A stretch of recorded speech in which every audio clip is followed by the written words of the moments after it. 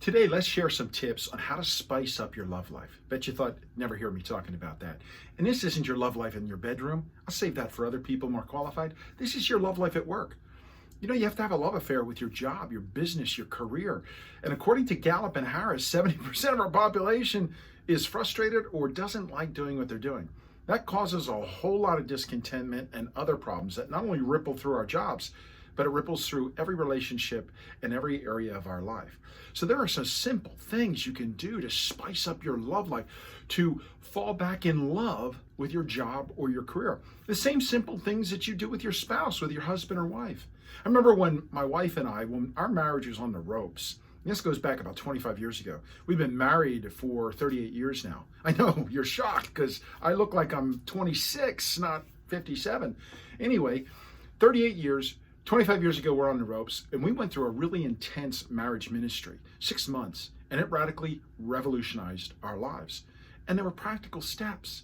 It's amazing how much we forget in our life and our stresses and our pressures about how to generate love, how to add some sizzle back into our romance. We just forget about it. We stop the courtship process. Well, in our jobs, the same thing.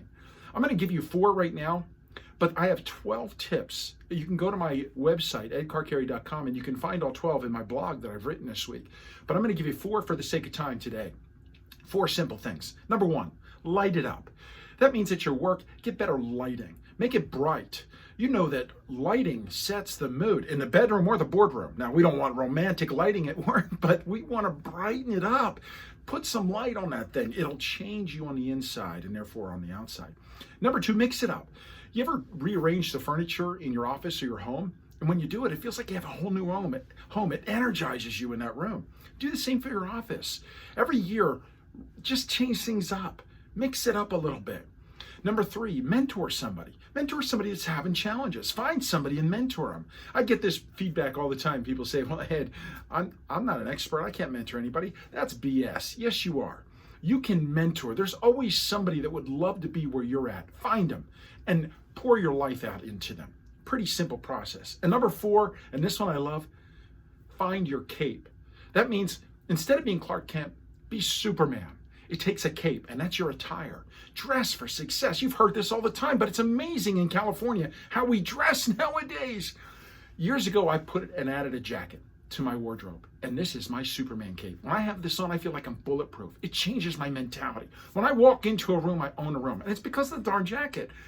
The jackets are not that expensive, but it changes how I think about myself and how people perceive me then, because everything changes with this Superman's cape.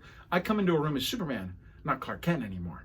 So let's spice up our love life for our job. Since we're going to be married for the next 40 years, let's do it right. Some practical steps. I'd love to connect with you. You can find me at edcarcarey.com. Find your passion, find your life.